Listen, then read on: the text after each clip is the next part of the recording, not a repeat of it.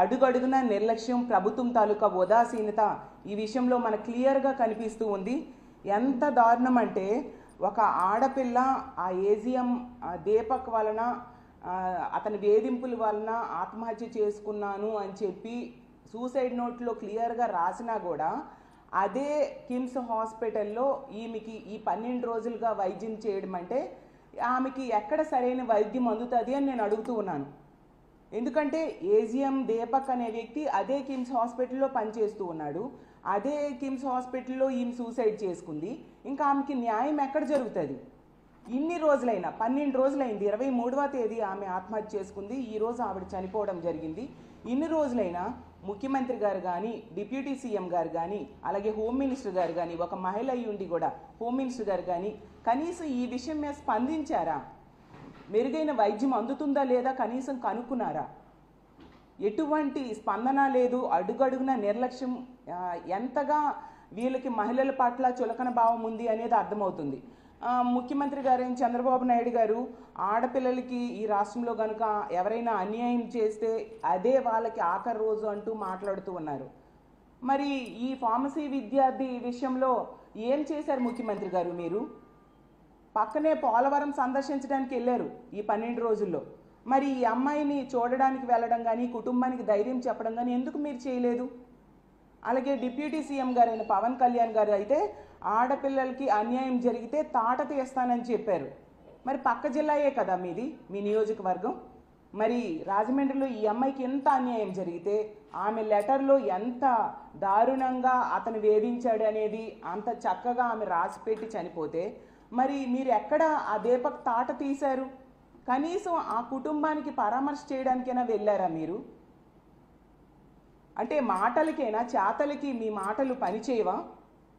అలాగే home minister గారు ఆవిడైతే ఈ కూటమి ప్రభుత్వం అధికారంలోకి వచ్చింది, ఈ రాష్ట్రంలో ఉన్న ఆడపిల్లలందరూ ప్రశాంతంగా నిద్రపోవచ్చనే స్టేట్మెంట్స్ ఇచ్చారు. అలాంటి వ్యక్తి పక్క జిల్లాయే కదా. మరి ఈమె ఈ సూసైడ్ చేసుకొని 12 రోజులైంది, హాస్పిటల్లో వైద్యం అందుతుంది. కనీసం దీని మీద వెళ్ళి ఆ కుటుంబానికి పరామర్శించడం, ఆ అమ్మాయికి మెరుగైన వైద్యం కోసం ఎటువంటి ఆదేశాలు ఇవ్వడమైనా మీరు చేశారా? అసలు ఈ రాష్ట్రంలో ఆడపిల్లలు ఈ కూటమి ప్రభుత్వం అధికారంలోకి వచ్చే ప్రశాంతంగా నిద్రపోతున్నారా అని నేను అడుగుతూ ఉన్నాను. ఎంత దారుణమా? ఎంతసేపు ఈ కూటమి ప్రభుత్వంలో ముఖ్యమంత్రి గారికైనా, డిప్యూటీ సీఎం గారికైనా, మంత్రులకైనా, ఎమ్మెల్యేలకైనా కామెడీ స్కిట్స్ చూసి నవ్వడం, ఎంజాయ్ చేయడం మీద ఉండే శ్రద్ధ ఇలా ఆడపిల్లల మీద అఘాయిత్యాలు జరుగుతుంటే వాళ్ళకి రక్షించాలి అనే దాని మీద లేని పరిస్థితి క్లియర్గా అర్థమవుతుంది. ఎందుకంటే ఈ కూటమి ప్రభుత్వం అధికారంలోకి వచ్చాక పోలీసుల్ని మహిళల రక్షణ కోసం, ప్రజల రక్షణ కోసం ఉపయోగించట్లేదు. ఎంతసేపు రెడ్ బుక్ రాజ్యాంగం అమలు ఏ విధంగా చేయాలి, ఎలా అపోజిషన్ పార్టీ లీడర్స్ మీద కక్ష సాధింపుకి ఉపయోగించాలి అన్న దాని మీదే దృష్టి పెడుతున్నారు తప్ప ఆడపిల్లల్ని రక్షించడం మీద దృష్టి పెట్టట్లేదు. అందువల్ల ఇలాంటి పనులు చేసే దుర్మార్గులు రోజు రోజుకి భయం లేకుండా పోతుంది.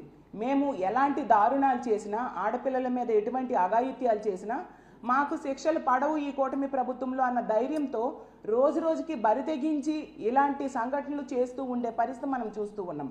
అలాగే మొన్న విశాఖపట్నంలో తల్లి కూతుర్ల మీద దాడి, చనిపోవడం ఎంత దారుణం! ఇన్ని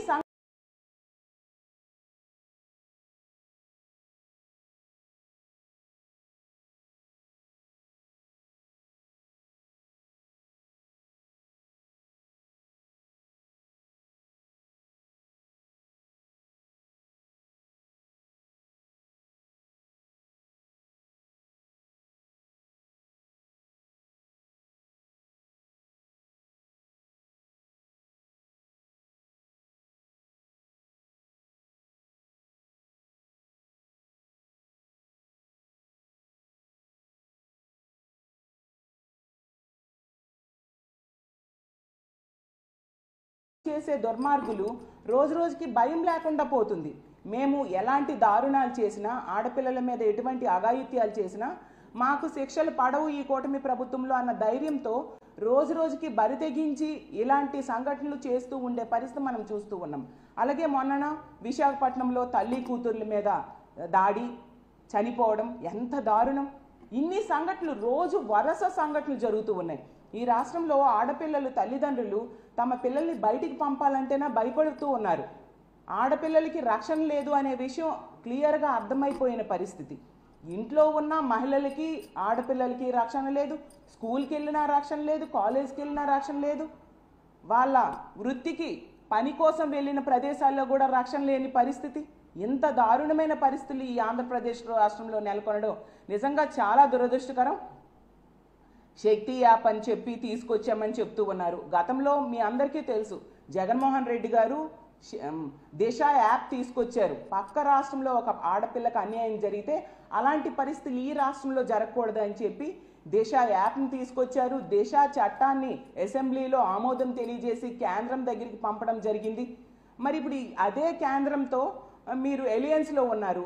ఆ దిశ చట్టాన్ని ఆమోదం చేసేట్టుగా చేసి కఠినమైన శిక్షలు ఇలాంటి వాళ్ళకి పడేట్టుగా ఎందుకు మీరు చేయట్లేదు?